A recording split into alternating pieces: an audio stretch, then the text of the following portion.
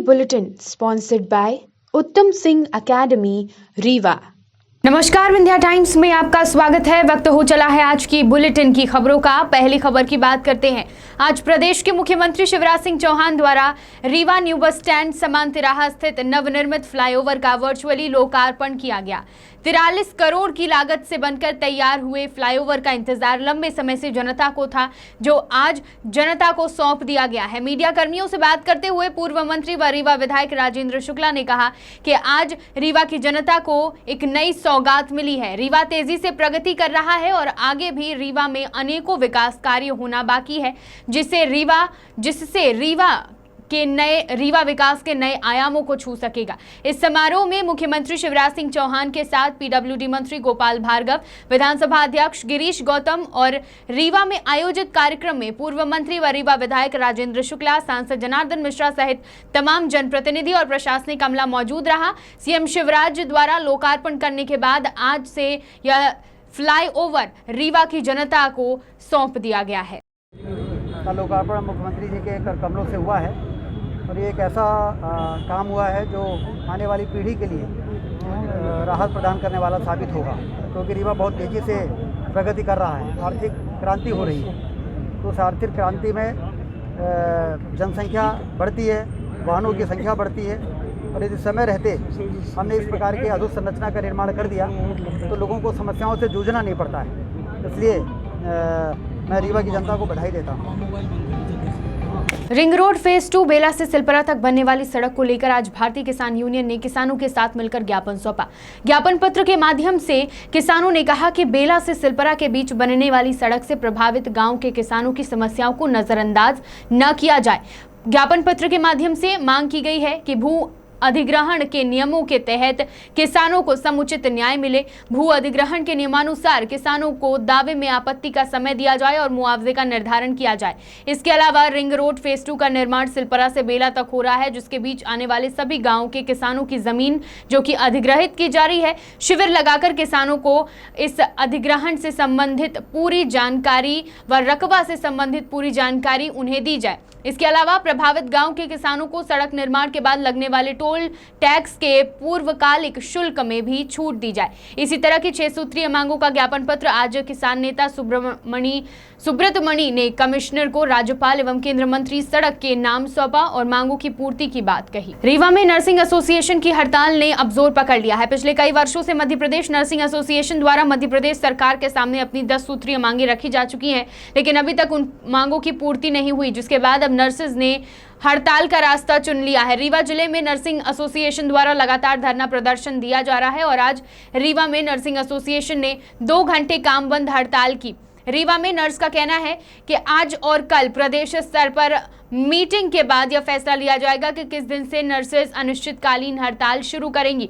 यानी मध्य प्रदेश में nursing association मानने के मूड में नहीं दिख रहा है। नर्सिंग एसोसिएशन की सबसे प्रमुख मांग यह है कि मध्य प्रदेश सरकार नर्सेज को 2nd ग्रेड का दर्जा दे। अन्य राज्यों की तरह मध्य प्रदेश में भी नर्सेज को 2nd ग्रेड का दर्जा प्राप्त हो। इसके अलावा पुरानी पेंशन योजना दोबारा लागू करने सहित 10 सूत्रीय मांगों को लेकर नर्सेज काम बंद हड़ताल पर आज थी और मांगे न मानने पर अनिश्चितकालीन हड़ताल के लिए भी तैयार हैं। रीवा जिले में पहले ऑटोमेटिक मौसम स्टेशन की स्थापना हो गई है। इसकी स्थापना कृषि महाविद्यालय के समीप स्थित कृषि विज्ञान केंद्र में हुई है। इस ऑटोमेटिक स्टेशन की स्थापना से किसानों को मौसम के संबंध में सटीक जानकारी मिल सकेगी।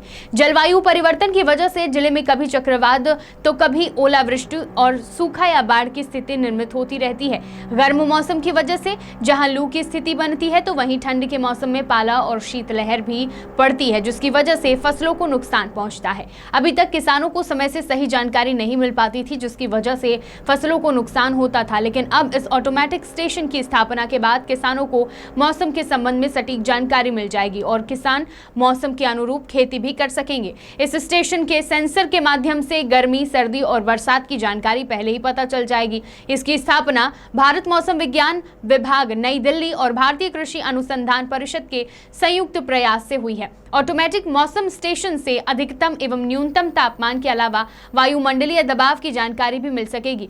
सोलर ऊष्मा, मिट्टी में नमी और वाष्पोत्सर्जन के अलावा हवा की गति एवं दिशा के साथ बारिश की जानकारी भी मिलेगी। इस ऑटोमेटिक स्टेशन से लिए गए आंकड़ों के जरिए फसल का प्रबंधन मौसम के वास्तविक आंकड़े के आधार पर किया जा सकेगा। स्टेशन के जरिए मिलने वाले आंकड़ों के आधार पर किसानों को सलाह जारी की जाएगी, जिसके अनुरूप खेती व फसल का प्रबंधन कर किसान नुकसान से बच सकेंगे। यह संयंत्र सोलर पैनल पर आधारित होगा और यह सोलर द्वारा ऊर्जा को बैटरी में स्टोर करेगा, जिससे इसे बिजली की आवश्यकता नहीं होगी। स्टेशन मौसम के सभी पैरामीटर का डाटा रिकॉर्ड करता रहेगा। जैसा कि आप सभी लोग जानते हैं, जवाहरलाल नेहरू कृषि विश्वविद्यालय जबलपुर के अंतर्गत कार्य करने वाला कृषि विज्ञान केंद्र रीवा में ऑटोमेटिक वेदर स्टेशन AWS यानी कि स्वचालित मौसम केंद्र की स्थापना हो चुकी है। इससे न केवल किसानों को अभी तक जैसे चक्रवात, लू, पाला, बाढ़, सूखा जैसी आज समस्याओं का सामना करना पड़ता था,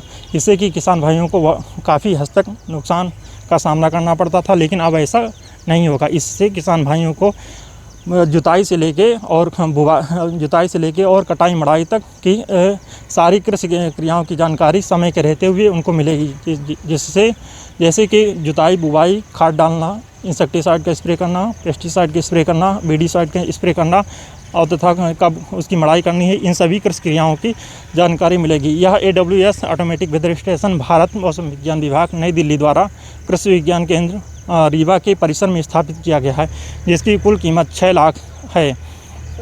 कैसे ये बताएगा जैसे कि बारिश होनी है या हाँ, ये ऑटोमेटिक वेदर स्टेशन पूर्णतः स्वचालित सोलर पैनल द्वारा स्वचालित यंत्र है, जो कि सोलर पैनल के द्वारा ऊर्जा को बैटरी में स्टोर करके यह काम 24 घंटे काम करेगा। इसके लिए किसी प्रकार की लाइट या विद्युत की आवश्यकता नहीं होगी तथा यह इसके माध्यम से यह बुलेटिन तथा अनुसंधान के लिए भी यह बहुत ही उपयोगी है। अनुसंधान का मतलब रिसर्च पर्पस है, जैसे कि एग्रीकल्चर के लिए आंकड़े इकट्ठा करना हो तो इस के माध्यम से हम एग्रीकल्चर का रेनफॉल और अधिकतम तापमान, न्यूनतम तापमान तथा आर्द्रता की ये ले सकते हैं। जैसा और मौसम बुलेटिन बनाने में जैसा कि कृषि विज्ञान केंद्र में हम लोग मौसम वैज्ञानिक के तौर पे मंगलवार और शुक्रवार को एडवाइजरी बनाते हैं, उससे कि ये आंकड़े देगा तथा ये आंकड़े बनाने के साथ साथ यह बुलेटिन बनाने में भी काफ़ी वो होगा। तथा इस ऑटोमेटिक वेदर स्टेशन से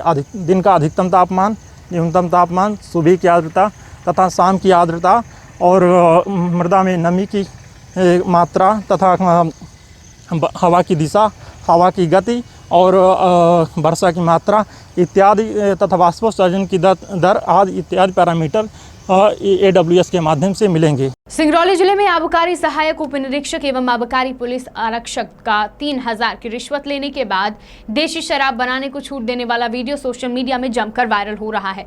वीडियो वायरल होने के बाद आबकारी अमले में हड़कंप मच गया। सिंगरौली जिला कलेक्टर राजीव रंजन मीना ने आबकारी उपायुक्त रीवा राघवेंद्र उपाध्याय एवं आबकारी अधिकारी सिंगरौली के अनुशंसा पर आरक्षक को निलंबित कर दिया है, जबकि महिला आबकारी सब इंस्पेक्टर को ऑफिस में अटैच कर दिया गया है। आरोपी आरक्षक का बड़ा भाई RL साहू SDO सहायक आबकारी अधिकारी सिंगरौली के पद पर पिछले कई वर्षों से पदस्थ है, जिसके संरक्षण में आरोपी आबकारी आरक्षक राम नरेश साहू कई वर्षों से वसूली करने में जुटा था। यह सिंगरौली जिले के सराई थाना क्षेत्र का पूरा मामला है। इस वायरल वीडियो में रिश्वत लेने वाली लड़की साफ तौर से यह कहती सुनाई पड़ रही है कि अभी घर में कोई नहीं है, मेरे पास केवल 3000 रुपए हैं। आबकारी उप निरीक्षक नीलम मार को आबकारी आरक्षक राम नरेश साहू को देने का इशारा करती है और आबकारी आरक्षक पैसा लेकर नाबालिग बच्चे को और देसी शराब बनाने की बोलकर आगे निकल जाता है।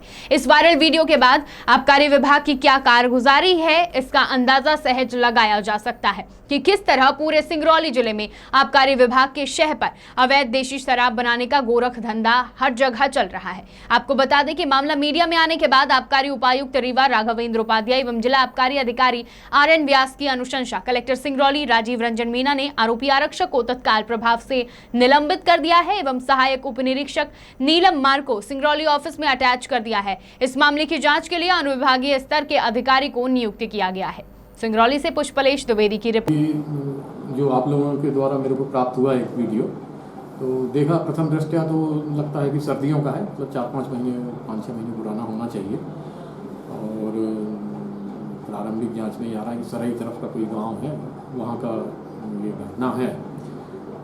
उसी समय उस संदर्भ में मेरी उपायुक्त आबकारी राघवेंद्र उपाध्याय साहब से भी बात हुई रीवा से, और कलेक्टर साहब से भी हमने उसको संज्ञान में लाके कलेक्टर साहब से भी हमने बात करी। और उसमें जो वीडियो में कुछ लेन देन करते जो आरक्षक दिख रहा है उसको तत्काल प्रभाव से निलंबित करके कार्यालय अटैच कर दिया है। और जो उस वीडियो में एक सब इंस्पेक्टर दिख रही हैं उनको भी सारे प्रभाव उनसे लेते हुए कार्यालय में अटैच कर दिया गया है। और अनुविभागीय अधिकारी राजस्व सिंगरौली के उसमें एक जांच बिठा दी गई। जी हाँ, वो भी इस विभाग में सहायक जिला आबकारी पद पर कार्यरत है।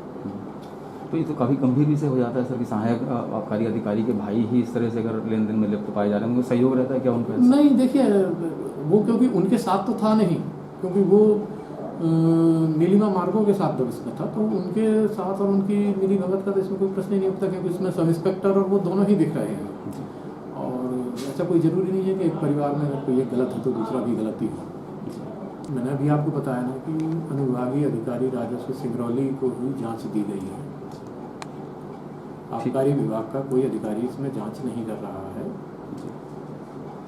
बढ़ते हैं बुलेटिन की आखिरी खबर की ओर। आज एनएसयूआई ने दिन प्रतिदिन बढ़ते पेट्रोल डीजल के दाम पर पेट्रोल पंप गुड़ पर शक्ति प्रदर्शन किया और इस व्यापक स्तर की महामारी और महंगाई से जूझ रही जनता के लिए इंसाफ की मांग की। एनएसयूआई ने आरोप लगाया कि एक तरफ जनता की जेब खाली है, दूसरी तरफ केंद्र और राज्य सरकार दिन प्रतिदिन जेब खाली करने में लगे हुए हैं। अगर इसी तरह पेट्रोल डीजल के दाम बढ़ते गए और सरकार ने रोक नहीं लगाई तो एनएसयूआई के कार्यकर्ता सड़कों पर उतरकर प्रदर्शन करेंगे। इस अवसर पर मुख्य रूप से एनएसयूआई के पूर्व राष्ट्रीय संयोजक अतुल दुबे, एनएसयूआई के छात्र नेता अर्पित पांडे, आदर्श दुबे, ऋषभ, शिवेंद्र, अब्दुल सलाम, सतीश, अंबुज और तमाम कार्यकर्ता उपस्थित रहे। इस विरोध प्रदर्शन में अतुल दुबे का मानना है कि महंगाई बढ़ती जा रही है और इस बढ़ती महंगाई की वजह धन के दाम है। एक तरफ किसानों की कमर टूट रही है, दूसरी तरफ आम पब्लिक कोरोना महामारी की वजह से परेशान है और इसके अलावा बढ़ती महंगाई से उन पर मानसिक तनाव भी बढ़ रहा है और इसके कारण जनता परेशान हो रही है। इसलिए सरकार को महंगाई पर नियंत्रण करने के लिए ठोस कदम उठाने चाहिए। विंध्य की तमाम खबरें लेकर कल फिर हाजिर होंगे। देखते रहिए विंध्या टाइम्स। बहुत बहुत धन्यवाद।